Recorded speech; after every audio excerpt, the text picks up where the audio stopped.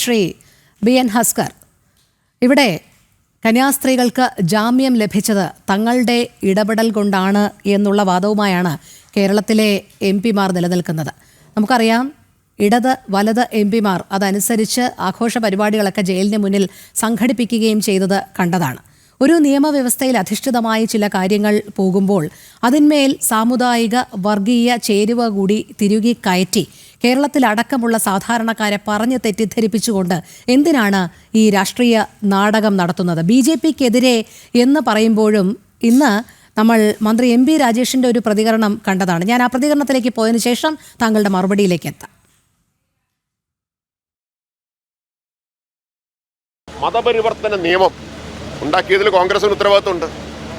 ഛത്തീസ്ഗഡിലേത് ഇതിനൊക്കെ വഴിയൊരുക്കിയത് കോൺഗ്രസ്സാണ്. അപ്പം അതേ കള്ളനാട്യമാണ് കോൺഗ്രസും കാണിക്കുന്നത്. എന്തുകൊണ്ടാണ് മധ്യപ്രദേശിലെ അല്ലെങ്കിൽ ഛത്തീസ്ഗഡിലെ കോൺഗ്രസിന് ഇതിലൊന്നും കാണാത്തത്?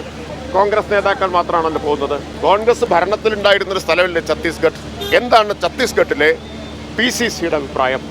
അവിടുത്തെ കോൺഗ്രസ് നേതൃത്വത്തിൻ്റെ അഭിപ്രായം എന്താണ്? വാ തുറന്ന് അവരൊന്ന് പറയുമോ? അവരല്ലേ ശക്തമായിട്ട് നിൽക്കേണ്ടത്. ഇതിനെതിരായിട്ട് നിൽക്കാൻ തയ്യാറായിട്ടില്ലല്ലോ. ശ്രീ ഹസ്കർ, നേരത്തെ കോൺഗ്രസിന്റെ പ്രതിനിധി ശ്രീ GV ഹരി വ്യക്തമാക്കിയത് തങ്ങൾ ഒറ്റക്കെട്ടായി നിന്നതിന്റെ ഫലമായിട്ടാണ് ഈ ജാമ്യം ലഭിച്ചത്, ഈ മോചനം സാധ്യമായത് എന്നുള്ളതാണ്. എന്തായാലും മന്ത്രി രാജേഷിന്റെ വാക്കുകളിലൂടെ ഈ ഒറ്റക്കെട്ട് എന്നുള്ളത് വ്യക്തമാകുകയാണ്. കൃത്യമായി തന്നെ കോൺഗ്രസിനെ കൃത്യമായി വിമർശിക്കുന്നുണ്ട്. ഇത് GV ഹരിക്കും കൂടി ബാധകമാണ്. കാരണം അവിടെ പറയുന്നുണ്ട് എവിടെ പോയി ഛത്തീസ്ഗഡിലെ കോൺഗ്രസ് എന്നുള്ളത്. ശ്രീ ഹസ്കർ, ഇവിടെ ഇടത് MP മാർ എന്തിനാണ് ഇങ്ങനെ വർഗീയ ചേരുവ ഇതിൽ കലർത്തുന്നത്? അവകാശവാദം എന്തിനാണ് ഇവർ ഉയർത്തുന്നത്? അല്ലെങ്കിൽ കേരളത്തിൽ ഈ ന്യൂനപക്ഷങ്ങൾ വലിയ രീതിയിലുള്ള ഭീഷണി നേരിടുന്നുണ്ട്. അത് കേന്ദ്ര സർക്കാരിൻ്റെ, കേരളത്തിലടക്കമല്ല രാജ്യത്തെല്ലായിടത്തും ഇങ്ങനെ വിവിധ സംസ്ഥാനങ്ങളിൽ ന്യൂനപക്ഷം വലിയ രീതിയിലുള്ള ഭീഷണി നേരിടുന്നുണ്ട് എന്നുള്ളത് വരുത്തി തീർക്കാൻ എന്തിനാണ് ശ്രമിക്കുന്നത്? രോഹിണി, ഈ കന്യാസ്ത്രീമാരെന്ന് പറഞ്ഞാൽ കർത്താവിന്റെ മണവാട്ടിമാരെന്നും ദൈവത്തിന്റെ മാലാകമാരെന്നും വിശ്വസിക്കുന്നവരാണ്. കഴിഞ്ഞ 9 ദിവസം ദൈവത്തെ കൂട്ടിലടച്ചതിന്റെ ക്രെഡിറ്റ് മുഴുവൻ ഇന്ത്യയിലെയും ഛത്തീസ്ഗഡിലെയും BJPക്ക് മാത്രം അവകാശപ്പെട്ടാൽ മതി. ഈ ജാമ്യം ലഭിച്ചത് കേരളത്തിലെ BJPയുടെ അവകാശവാദം പോലെ തന്നെ BJP നേതാക്കന്മാർ നടത്തിയിട്ടുള്ള ഇടപെടലുകളാണെങ്കിൽ കഴിഞ്ഞ 9 ദിവസം ദൈവത്തെ കൂട്ടിലടച്ചതിനും ജയിലിലടച്ചതിനും അതിന്റെ അവകാശവാദം കൂടി BJP ഏറ്റെടുക്കുമെങ്കിൽ ഞങ്ങൾക്ക് ഇക്കാര്യത്തിൽ യാതൊരു അവകാശവാദവും ഇല്ല. എന്ന നിലയിൽ നിയമപരമായി തന്നെ പല കാര്യങ്ങളും പരിശോധിക്കാം. എന്തുകൊണ്ടെന്നാൽ ഈ കോടതി NIA കോടതിയുടെ വിധി ഇപ്പോൾ നമ്മുടെ പൊതുമണ്ഡലത്തിൽ നിറഞ്ഞു നിൽക്കുന്നുണ്ട്. സംശയത്തിന്റെ പേരിൽ 2 കന്യാസ്ത്രീമാരെ പിടിച്ചു തുറങ്കലിലടയ്ക്കുക, ആൾക്കൂട്ട വിചാരണ നടത്തുക. ആൾക്കൂട്ട വിചാരണ നടത്തിയ ജ്യോതി ശർമ്മയും കൂട്ടാളികൾക്കുമെതിരെ നാളിതുവരെ ഛത്തീസ്ഗഡ് പോലീസ് ഒരു കേസ് പോലും എടുത്തിട്ടില്ല. 2, ആ കേസിൽ ജാമ്യം നൽകുന്ന ഘട്ടത്തിൽ കോടതി കണ്ടെത്തിയത് എന്താ? നാളിതുവരെ ഒരു കുറ്റകൃത്യ പശ്ചാത്തലം പോലും ഇല്ലാത്ത 2 കന്യാസ്ത്രീകൾ. ആ കന്യാസ്ത്രീകൾ അവരുടെ തിരുവസ്ത്രം അണിഞ്ഞ് കഴിഞ്ഞ 9 ദിവസമായി ജയിലിൽ കിടക്കുകയായിരുന്നു. അപ്പോഴൊന്നും കാണാത്ത ആകാംക്ഷയും വേവലാതിയും അവരെ പിടിച്ച ആ ജയിലിലിട്ടതിന്റെ ഉത്തരവാദിത്വം ഛത്തീസ്ഗഡ് സംസ്ഥാനത്തെ BJPക്കും കേന്ദ്ര BJPക്കും അവകാശപ്പെടാമെങ്കിൽ ഇപ്പൊ ജാമ്യത്തിൽ വിട്ടതിന്റെ അവകാശവാദവും BJP തന്നെ എടുത്തു. പക്ഷേ NIA കോടതിയിൽ വളരെ കൃത്യമായി ഈ ജാമ്യാപേക്ഷയെ എതിർത്തുകൊണ്ട് തന്നെയാണ് BJPയും ബജ്രംഗ് ദളും നിയന്ത്രിക്കുന്ന സംസ്ഥാന സർക്കാരും കേന്ദ്ര സർക്കാരും നിലപാടെടുത്തു. ഒരു സംശയമില്ല. അതൊക്കെ ജനങ്ങളെ പറ്റിക്കാൻ വേണ്ടിയിട്ട് ഇങ്ങനെ പറയരുത്. കാരണം വളരെ കൃത്യമായി ആ വിധിപ്പകർപ്പിൽ പറയുന്നു, ആ വിധിപ്പകർപ്പിൽ എന്തുകൊണ്ട് ജാമ്യം നൽകുന്നു. യാതൊരു കുറ്റകൃത്യ പശ്ചാത്തലവും ഇല്ലാത്ത 2 കന്യാസ്ത്രീമാർ സംശയത്തിന്റെ പേരിൽ അവർ പിടിക്കപ്പെടുന്നു, അവർ ജയിലിൽ അടയ്ക്കപ്പെടുന്നു. അതിൽ കടത്തിക്കൊണ്ടുവന്നു അല്ലെങ്കിൽ മതപരിവർത്തനം നടത്തി എന്ന് പറയുന്ന 3 പെൺകുട്ടികളെ സംബന്ധിച്ചിടത്തോളം ദീർഘകാലമായി കുട്ടിക്കാലം മുതൽ അവർ ക്രിസ്തുമത വിശ്വാസികളാണ്. അപ്പോൾ സ്വാഭാവികമായും ഇനി പോർട്ടലിൽ രജിസ്റ്റർ ചെയ്തില്ല എന്ന അക്ഷന്തവ്യമായ അപരാധത്തിന്റെ പേരിൽ അവരെ ആ അപരാധത്തിന്റെ മുഴുവൻ പാപഭാരവും ഈ 2 പാപം കന്യാസ്ത്രീമാരുടെ പേരിൽ ചാർത്തുവാനാണ് ശ്രമിക്കുന്നതെങ്കിൽ അതിൽ നിങ്ങൾക്ക് നല്ല നമസ്കാരം. അതിനപ്പുറം നമുക്കൊന്നും പറയാനാവില്ല. കാരണം അത് 18 വയസ്സ് പൂർത്തീകരിച്ച ആരെ സംബന്ധിച്ചിടത്തോളവും അവരുടെ മാത്രം ഉത്തരവാദിത്വമാണ് അത്തരം പോർട്ടലിൽ രജിസ്റ്റർ ചെയ്യുന്നത്. ജ്യോതി ശർമ്മയും ബജ്രംഗ് ദൾ പ്രവർത്തകരും അവരെ ഭീഷണിപ്പെടുത്തുന്നതിന്റെ വീഡിയോകളും ചിത്രങ്ങളും ഇന്ന് പൊതുമണ്ഡലത്തിലുണ്ടെന്നേ. നിങ്ങൾ ഇങ്ങനെ കളവ് പറഞ്ഞുകൊണ്ട്, അതുകൊണ്ടാണ് നേരത്തെ ഹരി പറഞ്ഞത് നമ്മൾ സത്യാനന്തര കാലത്താണ് ജീവിക്കുന്നത്. സത്യം ചെരിപ്പിട്ട് ലോകം ചുറ്റി വരുമ്പോഴത്തേക്കും നുണകൾ നാട്ടിൽ പെരുകിക്കൊണ്ടേയിരിക്കും. ആ നുണകളുടെ വസ്തുതകൾ ഇന്ന് കേരളത്തിൽ ക്രിസ്തീയ സമൂഹം തിരിച്ചറിഞ്ഞു. അതിന്റെ വേവലാതിയാണ് കേരളത്തിലെ BJPക്കുള്ളത്. ആ വേവലാതിയിൽ നിന്നുള്ള പൊള്ളലിൽ നിന്നുള്ള ആളലാണ് ഇപ്പോ BJPയെ സംബന്ധിച്ചിടത്തോളം ഏറ്റവും പരമപ്രധാനമായിട്ടുള്ള രാഷ്ട്രീയ തിരിച്ചടി നേരിടുന്നു എന്നുള്ളത്. രാജ്യത്ത് ഇപ്പോ ആർക്കെങ്കിലും ഒരു ന്യൂനപക്ഷ സമുദായാംഗത്തിന് രാജ്യത്തിന്റെ വിവിധ ഭാഗങ്ങളിൽ സഞ്ചരിക്കുന്നതിന് ഭയമുള്ള ഒരു കാലഘട്ടത്തിലാണ് ഇപ്പോൾ ജീവിക്കുന്നത്. അത്തരം കഴിഞ്ഞ 2014 ശേഷം ഇന്ത്യ കണ്ടിട്ടുള്ള ഏറ്റവും വലിയ മാറ്റം എന്ന് പറയുന്നത് സംശയത്തിന്റെ പേരിൽ ആരെയും ആൾക്കൂട്ട വിചാരണ ചെയ്യപ്പെടാം, ആരെയും ജയിലിൽ അടയ്ക്കപ്പെടാം എന്ന സ്ഥിതിവിശേഷത്തിലേക്ക് രാജ്യത്തെ കൊണ്ടെത്തിച്ചതിന്റെ ഉത്തരവാദിത്വം ഇന്ത്യയിലെ ഭരണഘടന പോലും അനുവദിച്ചു തരുന്ന ആർട്ടിക്കിൾ 25 അനുവദിച്ചു തരുന്ന മതവിശ്വാസം പോലും നടത്താൻ കഴിയാത്ത തരത്തിലേക്ക് ഭൂരിപക്ഷ മതത്തിന്റെ വിശ്വാസ പ്രമാണങ്ങൾ അടിച്ചേൽപ്പിക്കുന്ന ഒരു ഭരണകൂട നേതൃത്വമാണ് ഇന്ത്യയിലുള്ളത്. അപ്പൊ സ്വാഭാവികമായും ഇടതു പ്രതിനിധികളും UDFന്റെ പ്രതിനിധികളും ഒക്കെ തന്നെ പാർലമെന്റ് അംഗങ്ങളൊക്കെ തന്നെ ഇത്തരം കാര്യത്തിൽ ഇടപെടണം. അവർ ഇടപെടാതിരുന്നു കഴിഞ്ഞാൽ അവരെന്ത് പ്രതിപക്ഷമാണ്? അവരിടപെട്ടു എന്നുള്ളത് കൊണ്ട് അവരാണ് ഈ ജാമ്യത്തിന്റെ മുഴുവൻ ക്രെഡിറ്റും നേടിയിട്ടുള്ളതാണ്. നിങ്ങൾ എന്താ പറയാ, ജില്ലാ സെഷൻസ് കോടതിക്ക് മുമ്പിൽ ഈ ജ്യോതി ശർമ്മ 7ഓളം കേസുകളിൽ വിചാരണ നേരിടാതെ ഒളിവിൽ കഴിയുന്ന പ്രതിയാണെന്നേ. ആ ജ്യോതി ശർമ്മയുടെ നേതൃത്വത്തിൽ സെഷൻസ് കോടതിക്ക് മുമ്പിൽ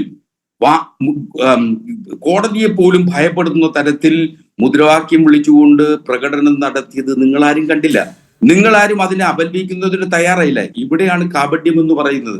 അപ്പൊ സെഷൻസ് കോടതിയെ പോലും ഏതെങ്കിലും തരത്തിൽ ഭീതികരമായ ഒരു സാഹചര്യത്തിലേക്ക്, എന്നിട്ട് ഇപ്പോൾ ജാമ്യം ലഭിച്ചു കഴിഞ്ഞപ്പോൾ അതിന്റെ മുഴുവൻ ക്രെഡിറ്റും BJPയുടെ അധ്യക്ഷനും സംസ്ഥാനത്ത് പോയ BJPയുടെ ജനറൽ സെക്രട്ടറിക്കും അവകാശപ്പെടാനാണെങ്കിൽ കഴിഞ്ഞ 9 ദിവസം ഈ കർത്താവിന്റെ മണവാട്ടിമാരെ, ദൈവത്തിന്റെ മാലാകമാരെ കൂട്ടിലടച്ചതിന് അതിന്റെ ഉത്തരവാദിത്വം ആരേറ്റെടുക്കും?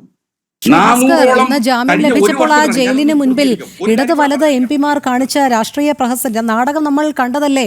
എന്ത് പ്രഹസനമായിരുന്നു അവർ അവിടെ ആഘോഷത്തിമിർപ്പായിട്ടൊക്കെ കാണിച്ചത്, ലഡ്ഡു വിതരണം അടക്കമുള്ള നടത്തിയത്. താങ്കൾ പറഞ്ഞതുപോലെ അങ്ങനെയാണെങ്കിൽ ഇവരെന്തിനാണ് ഈ അവകാശവാദം ഉന്നയിക്കുന്നത്? മുഴുവൻ തെറ്റും BJP സർക്കാരിലേക്ക് ചുമത്തുന്ന ഇവർ ഇങ്ങനെ അവിടെ വന്ന് അവകാശവാദം ഉന്നയിക്കേണ്ടതിന്റെ ആവശ്യകത എന്താണ്? അത് ആരെ തൃപ്തിപ്പെടുത്താനാണ്, ആരെ കാണിക്കാനാണ്? അല്ല രോഹിണി, കഴിഞ്ഞ ഒരു വർഷത്തിനിടയിൽ 400ഓളം ക്രിസ്ത്യൻ മിഷണറിമാർക്കെതിരെയും ക്രിസ്തുമത വിശ്വാസികൾക്കെതിരെയും ഇന്ത്യയിൽ ആക്രമണം നടന്നു എന്നാണ് കണക്കുകൾ സൂചിപ്പിക്കുന്നത്. അപ്പോ സ്വാഭാവികമായും അതിന്റെ ക്രെഡിറ്റ് കൂടി BJP എടുക്കൂ. അതിന്റെ ക്രെഡിറ്റ് കൂടി BJP എടുത്താൽ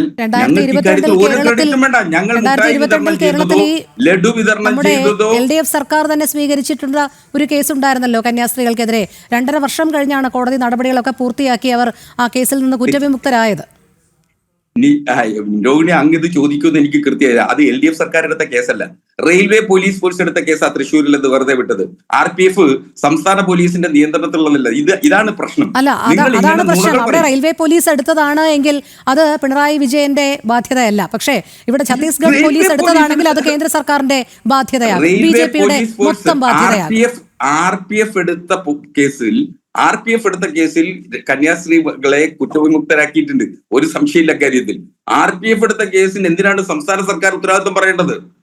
RPF ആരുടെ നിയന്ത്രണത്തില്ല? നിങ്ങൾ കഴിഞ്ഞ കുറെ ദിവസം 2 ദിവസമായിട്ട് പറയുന്ന കളവുകളുടെ കൂട്ടത്തിലുള്ള ഒരു കളവ് കൂടിയാണിത്. കേരളത്തിലും ഇങ്ങനെ കേസെടുത്തില്ല. കേരളത്തിൽ കേസെടുത്തത് RPF ആണല്ലോ.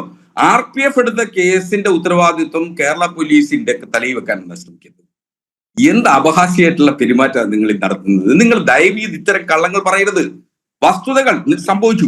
ഈ കാര്യത്തിൽ ആ കന്യാസ്ത്രീമാർ രണ്ടുപേരെയും 9 ദിവസം കൂട്ടിലടച്ചതിന്റെ, ആ ദൈവത്തെ കൂട്ടിലടച്ചതിന്റെ ഉത്തരവാദിത്വം ഏറ്റെടുത്തുകൊണ്ട് ഇന്ത്യയിലെ പൊതുജനങ്ങൾക്ക് മുമ്പിൽ നിങ്ങൾ മാപ്പ് പറയാൻ തയ്യാറാവുക എന്നുള്ളതല്ലാതെ ഈ നിലയിൽ ഇപ്പോൾ ജാമ്യം കൊടുത്തത് ഞങ്ങളാണ് എന്ന അവകാശം താങ്കൾ പറഞ്ഞത് ഛത്തീസ്ഗഡ് പോലീസ് എടുത്ത കേസിൽ കേന്ദ്ര സർക്കാരും BJPയും ഒക്കെ ഉത്തരവാദിത്വം വഹിക്കണം എന്ന് താങ്കൾ പറയുന്നതോടൊപ്പം തന്നെ ഈ 9 ദിവസം ജാമ്യമില്ലാതെ ജയിലിൽ കഴിഞ്ഞതിന് BJP മാപ്പ് പറയണം എന്ന് പറയുന്നത് എന്ത് അടിസ്ഥാനത്തിലാണ്?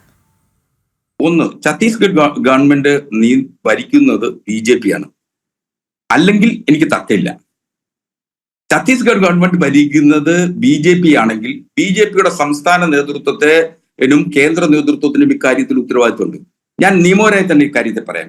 എന്തുകൊണ്ടെന്നാൽ ഇത്തരം ഒരു ആവശ്യം ഉന്നയിക്കപ്പെടുന്ന നിമിഷം തന്നെ സംസ്ഥാനത്ത് BJP ഇത്തരം ഒരു ആവശ്യം ഉന്നയിക്കുന്നു. അവർ കളവായിട്ടാണ് ആ കേസിൽ പെട്ടത്, ആ കന്യാസ്ത്രീമാരെ മോചിപ്പിക്കണമെന്ന് പറഞ്ഞാൽ BNSSൽ കൃത്യമായി വകുപ്പുണ്ട്.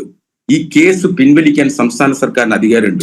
എന്തുകൊണ്ട് കേസ് പിൻവലിച്ചില്ല? നിയമപരമായി ഇത് കളവായിട്ടാണ് രജിസ്റ്റർ ചെയ്തതെന്നൊന്നും എങ്ങും പറയുന്നില്ല. മനുഷ്യക്കടത്തും മതപരിവർത്തനവും അടക്കമുള്ള വകുപ്പുകൾ തന്നെയാണ് നിൽക്കുന്നത്. ജാമ്യം ലഭിച്ചുവെന്നേ ഉള്ളൂ. നീതിന്യായ വ്യവസ്ഥകളൊക്കെ നിയമ നടപടികളൊക്കെ ഇനി തുടർന്നുണ്ടാകും. അതുകൊണ്ട് ഇത് കളവാണെന്നൊന്നും കേന്ദ്ര സർക്കാരോ BJPയോ ഒന്നും പറയുന്നില്ല. അവർ കേരളത്തിലുള്ള സഭാ നേതൃത്വത്തിന്റെ അഭ്യർത്ഥന മാനിച്ചു, ബന്ധുക്കളുടെ അഭ്യർത്ഥന മാനിച്ചു, ഇടപെടണം എന്ന് പറഞ്ഞത് ശിരസാ വഹിച്ചുകൊണ്ട് ചില കൃത്യമായ ഇടപെടലുകൾ നടത്തി. അതിന്റെ അടിസ്ഥാനത്തിലാണ് പ്രോസിക്യൂഷൻ ഒന്ന് അയഞ്ഞത്. അതുകൊണ്ടാണ് ജാമ്യം ലഭിച്ചത്. നിയമ നടപടികളൊക്കെ അതിന്റെ വഴിക്ക് പോകും എന്ന് കരുതി ഒരു നിയമം അല്ലെങ്കിൽ അത് ചുമത്തിയതൊക്കെ കളവാണ് എന്നൊന്നും ആരും പറഞ്ഞിട്ടില്ല. അല്ല, ഇത് തന്നെ ഒരു ഭീഷണിയുടെ സ്വരം കൂടിയാണ് രോഹിണി. എന്തുകൊണ്ടെന്നാൽ കേരളത്തിലെയും ഇന്ത്യയിലെയും ന്യൂനപക്ഷങ്ങൾ ഞങ്ങളുടെ ഇച്ഛയ്ക്കനുസരിച്ച് ജീവിച്ചില്ലെങ്കിൽ നിങ്ങൾ വീണ്ടും ജയിലറയ്ക്കുള്ളിലാവും, നിങ്ങൾ ആൾക്കൂട്ട വിചാരണ ചെയ്യപ്പെടും എന്ന ഭീഷണിയുടെ സ്വരമാണ് ഇക്കാര്യത്തിലുള്ളത്.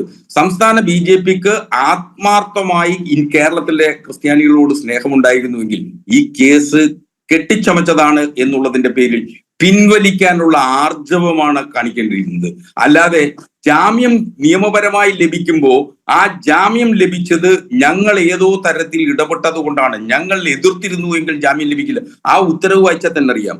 ഒരു കുറ്റകൃത്യ പശ്ചാത്തലമില്ലാത്ത 2 കന്യാസ്ത്രീമാർ, അതുപോലെ തന്നെ സംശയത്തിന്റെ പേരിൽ അറസ്റ്റ് ചെയ്യപ്പെട്ടിട്ടുള്ളവർ, അവർക്കെതിരെ എങ്ങനെയാ 15 കൊല്ലം മുമ്പ് അവർക്ക് ഈ 2 പെൺകുട്ടികളും മതം മാറ്റ ക്രിസ്ത്യൻ വിശ്വാസികളായി എന്ന് അവരുടെ തന്നെ സത്യവാങ്മൂലം, അവരുടെ രക്ഷിതാക്കൾ 3 പെൺകുട്ടികളുടെ രക്ഷിതാക്കളുടെ സത്യവാങ്മൂലം കോടതിയിൽ നിൽക്കുന്നു. അപ്പൊ ആ സത്യവാങ്മൂലത്തേക്ക് മറികടന്നുകൊണ്ട് ഞങ്ങളാണ് ചെയ്തത് എന്ന് എങ്ങനെ അവകാശപ്പെടപ്പെടും? കോടതി നടപടികൾ അറിയാത്ത സാധാരണ ജനങ്ങൾക്ക് മുന്നിൽ നിങ്ങൾ ഇത് പറഞ്ഞാൽ അത് വിശ്വസിക്കും. ഞാൻ അഭിഭാഷകനായതുകൊണ്ട് ക്രിമിനൽ നടപടികളെ കുറിച്ച് കൃത്യമായി ബോധ്യതയുള്ളതുകൊണ്ടാണ് പറയുന്നത്.